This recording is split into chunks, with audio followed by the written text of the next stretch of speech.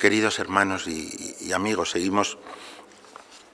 ya nos acercamos, de hecho, al final del Apocalipsis, después de todos los avatares, plagas, recovecos y angustias y opresiones de la historia humana. Al final el antiguo enemigo, Satanás, pues será arrojado al abismo y será creado un cielo nuevo y una tierra nueva. El mar, que para el mundo judío y para una buena parte del mundo del Medio Oriente era como el lugar del abismo y el lugar terrible, ¿no?, sobre el cual estaba edificada la tierra, pues ha dejado de existir y baja la Jerusalén del cielo, ataviada como una novia que se adorna para su esposo, resplandeciente de belleza. Ese es el sentido final de la historia, y ese es el reino de Dios que viene, y que vino en humildad a Belén y a Nazaret y a Judea. Allí se sembró en nuestra tierra como grano de trigo que muere para dar mucho fruto, y allí triunfó sobre el pecado y sobre la muerte, de tal manera que vivo para siempre se nos ofrece, se nos comunica, se nos da a nosotros día tras día, todos los días, hasta el fin del mundo. Y en esa venida del Señor es eso, es cada día. Luego habrá una venida gloriosa, cuando todos los enemigos hayan sido derrotados, cuando todo el mal y el pecado hayan sido verdaderamente, plenamente aniquilados. Pero mientras no se cumpla el número de los elegidos de Dios, es decir, mientras el mundo sea mundo, Cristo nos acompaña en el camino de la vida. Y este cierre del año litúrgico es también la clave de nuestra existencia y la clave de nuestra vida, diariamente.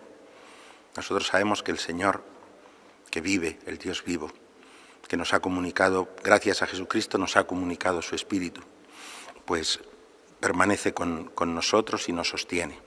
Yo quisiera que este anuncio llegase mucho más lejos que a las poquitas personas que estamos aquí. También quisiera que perdiéramos un poco el miedo, en el sentido de que yo entiendo que no hay mucha gente que viva en el centro de Granada tampoco, pero también sé que tenemos que de alguna manera liberarnos del miedo que nos atenaza. En las iglesias somos respetuosos con las distancias, con las normas, y no hay noticia de que haya habido ningún contagio.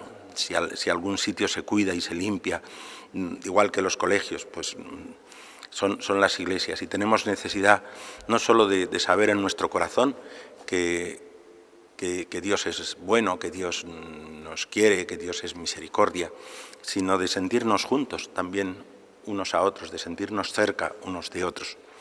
Yo sé que ha habido montones de épocas en la Iglesia en que eso no ha podido ser, y la comunión de los santos no ha dejado de ser vivida profundamente en situaciones de mucha dificultad, donde era imposible reunirse. Pensad en toda la Unión Soviética durante una buena parte del siglo XX, ¿no?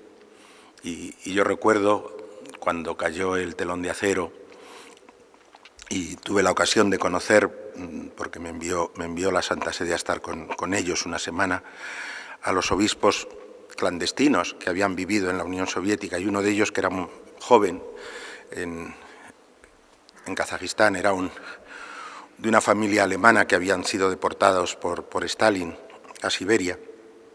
Y dije, ¿y usted cómo celebraba la misa? Y cómo, pues me la había enseñado de niño mi abuela alemana, y yo la repetía todos los días.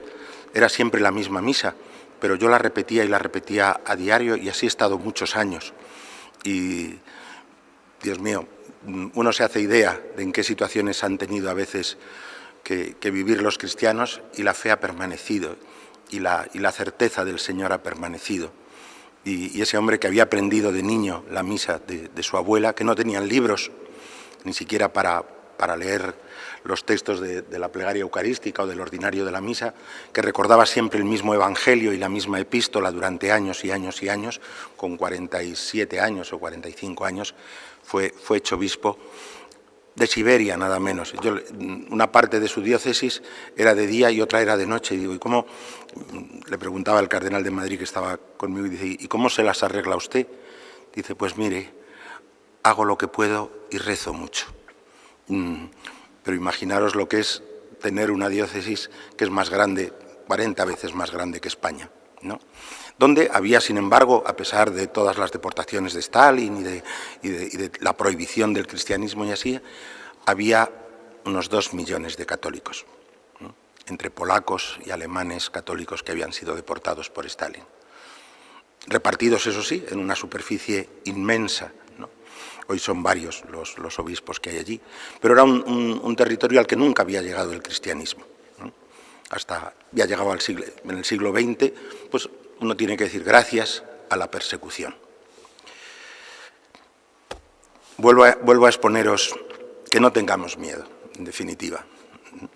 Y vuelvo a deciros, quería solo explicaros la palabra creo, ya que estamos con el credo.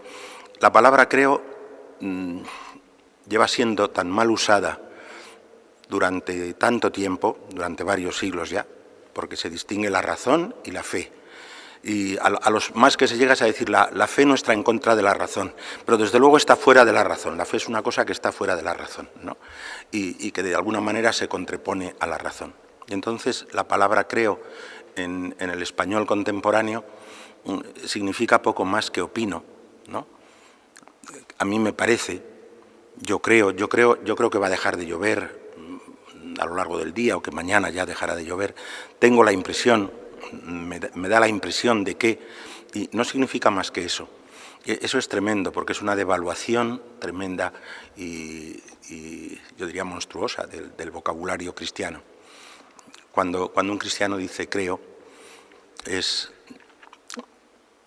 pongo mi vida en la fidelidad de Dios, pongo mi vida en las manos de Dios.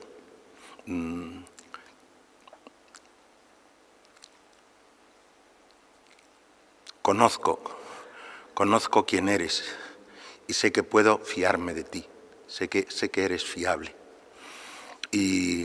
Pero lo sé con mi razón. La Iglesia Católica ha defendido siempre, aunque ha entendido perfectamente paradojas y luchas y combates que se han dado más en el siglo XIX que ahora en nuestro tiempo, pero por ejemplo de un Unamuno o de Kierkegaard o así, para quienes la tensión entre la fe y la razón era una cosa muy fuerte, como si fueran muy contradictorias, ¿no? Como si para creer hubiese que olvidarse de la razón. La Iglesia Católica ha defendido siempre que la fe es un acto de la razón, un acto de la inteligencia. Que yo no puedo demostrar, pero hay tantas cosas en la vida, yo no puedo demostrar que mis padres me quieren. Nunca lo podré demostrar. Yo no puedo demostrar que quiero con un amor verdadero a una persona. Nunca. Lo puedo mostrar, pero no demostrar. En el sentido en que se entiende demostración, en el lenguaje de la ciencia. Y incluso la forma de la ciencia supone unos conceptos de razón que son universales y que valen para todos los hombres y que todos los hombres los usamos igual. No es verdad. El Apocalipsis, su forma de contar las cosas es una forma bien diferente de una forma occidental que cuenta las cosas de manera lineal. El Apocalipsis va diciendo cosas, va diciendo frases como sueltas, como de otra forma. Cuando uno ve las películas, por ejemplo, de Miyazaki, o de un autor japonés de anime muy conocido y muy bueno, que los niños adoran, pues uno se da cuenta de cómo transmite los mensajes en una forma de razonar que no es la forma del razonamiento lineal occidental, ¿no? Y, por lo tanto, pensar que la razón es una cosa universal, que sirve para todos y que tiene poder de convicción para todos, es una especie de mito de la modernidad occidental, ¿no? Creer es poner la vida en las manos de Dios. La Iglesia Católica ha defendido siempre que la fe es un acto de la inteligencia, que mediante toda una serie de indicios deduce razonablemente. Yo tampoco puedo demostrar que Napoleón existió, veréis. Tampoco lo podría demostrar. De hecho, hubo una tesis en la Universidad de Berlín, no mucho después de la muerte de Napoleón, y una tesis, pues como son las tesis en Alemania, ¿no? Demostrando que Napoleón no había existido, o tratando de demostrar que Napoleón no había existido. Las realidades de la historia son realidades en las que uno, según la fidelidad, la fiabilidad de los testigos, etcétera, etcétera, pues deduce, concluye. Y nuestra vida está llena de actos de fe. Nos subimos a un autobús y hacemos un acto de fe. Pedimos un taxi y hacemos un acto de fe. Entramos cuando se podía entrar en los bares y pedíamos un café, hacemos un acto de fe de que lo que nos van a dar es café, más bueno o menos bueno, pero nos van a dar café. Vivimos constantemente de actos de fe razonables. El acto supremo de fe razonable es la fe en Dios. Que el Señor nos conceda redescubrir la profundidad de ese gesto, de ese acto, y poder hacerlo con toda nuestra conciencia, con toda nuestra humanidad, implicando nuestra razón, nuestra inteligencia sobre todo, que es más que la razón, que implicando nuestro corazón, implicando nuestra vida entera. Señor, ponemos nuestra vida en tus manos, porque nada hay tan sólido, tan verdadero, tan fiel y tan digno de fe y de esperanza como tú mismo. Que así sea.